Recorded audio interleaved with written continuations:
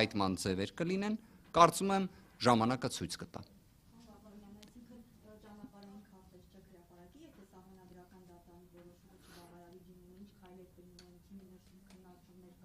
Դուք հաշվի առեք,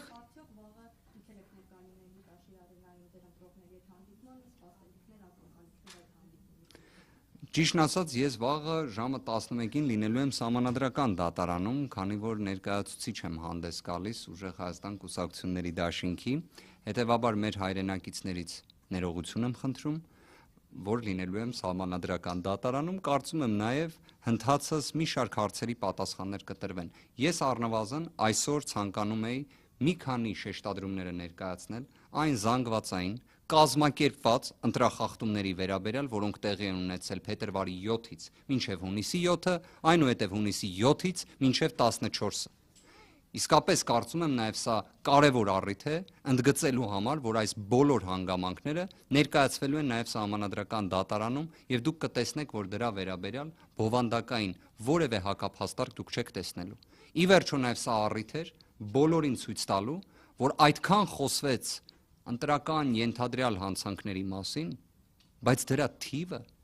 ծավալը ինչի մասին է խոսում։ 258, եթե չեմ սխալվում, մեղադրյալների թիվը, որ պատկերացնեք ավելի այլ օրինակով բերեմ, դա մի քանի տեղ մեծ խմբով անձանց խուլիգանության դեպքերի ծավալն է մեղադրյալների։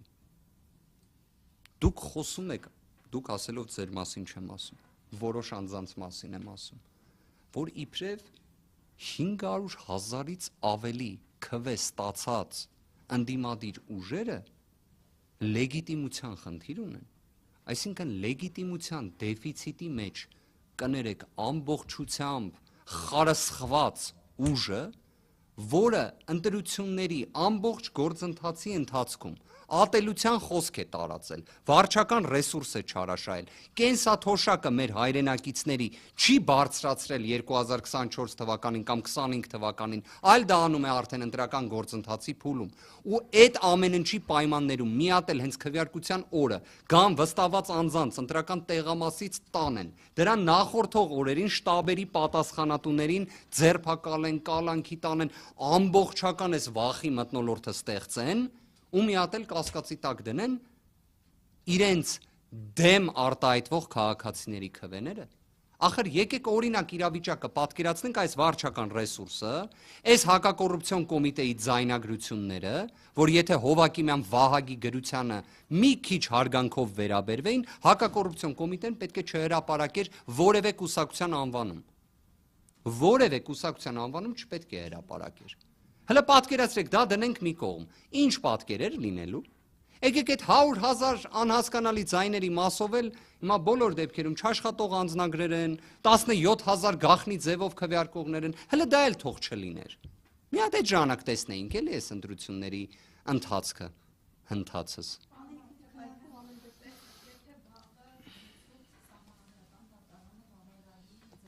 Վաղը չի լինի, երկար է տևելու։ 5 օր է։ Մինչև հուլիսի 4-ը։ Չէ, մինչև հուլիսի 4-ը, մեկ ամիս էլ չի։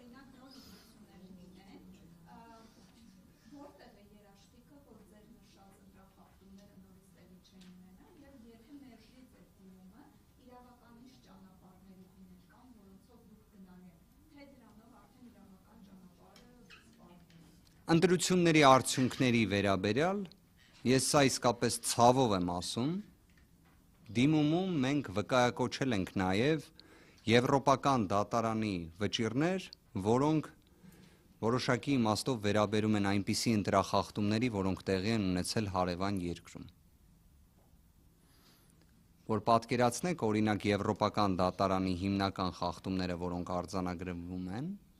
վերաբերում են հանձնաժողովի, կենտրոնական ընտրական հանձնաժողովի կամ ընտրատարածքային հանձնաժողովների անկախության բացակայությանը։ Մեզանից շատերը պարզապես մոռացել են, որ Հայաստանի Հանրապետության կենտրոնական ընտրական հանձնաժողովի նախագահը հանդիսանում է ընտրություններին մասնակցող կոնկրետ ուժի հիմնադիր անդամներից մեկը։ Հանդիսանում է այդ կոնկրետ ուժի օրինակ ատելության խոսքի տարածման հեղինակի նախկինում օգնականը, գործընկերը, մտերիմը վստահ եմ։ Եվ այդ պայմաններում մենք խոսում ենք անկախության մասին։ Իդեպ, եթե չեմ սխալվում, խորին հարգանքով բոլորի փակ գաղտնի քվեարկություններին։ Բայց Կենտրոնական ընտրական հանձնաժողովի նախագահը մասնակցել է որպես падգամավոր իր թեկնածության քվեարկությանը։ Եթե իր ձայնը օրինակ անվավեր ճանաչվեր, ինչպես օրինակ 17,000 մեր հայրենակիցների քվեներն են անվավեր ճանաչվել, ինքը չէր ընտրվի Կենտրոնական ընտրական հանձնաժողովի նախագահ։ Հետևաբար փակ եւ գաղտնի քվեարկության նկատմամբ խորին հարգանք ունենալով, ուղղակի կարծես կանխատեսում ենք ինչպես է քվեարկել։ Եվ իդեպ հարցը դրան չէր վերաբերում, բայց Սահմանադրական դատարանի դատավոր տիկին Սեդա Սաֆարյանի վերաբերյալ շատերը խոսում էին այն հանգամանքի մասին, որ վերջինս եղել է 2021 թվականին այն ուժերից մեկի падգամավորի թեկնածուն, ով հիմա դիմել է Սահմանադրական դատարան։ Շատերը խոսում էին նրա մասին, որ վերջինս իր հրապարակային հայտարարություններում քանիցս պաշտպանել է գործադիր իշխանության ղեկավարին, իր աջակցությունը, իր երախտագիտությունն է հայտնել, նույնիսկ հրապարակավ խոստացել է, որ վերջիններս որևէ մի պահ չեն հիասթափվի այդ իրենց կայացրած որոշումից։ Կա նաև մեկ այլ հանգամանք, որը վերաբերում է փաստաբանական գործունեությանը տիկին Սաֆարյանի, որի մասին ինքը տեղեկացված է, համոզված եմ, բայց փաստորեն դեռևս ինքը իր նախաձեռնությամբ իր մասնակցության անհնարինության հարցը չի դրել։ Սա իսկապես շատ զարմանալի իրավիճակ է։ Կարծում եմ եվրոպական երկրներում սա աննախադեպ է։ Եվ իդեպ, այն խախտումները, որոնք ներկայացրեցի,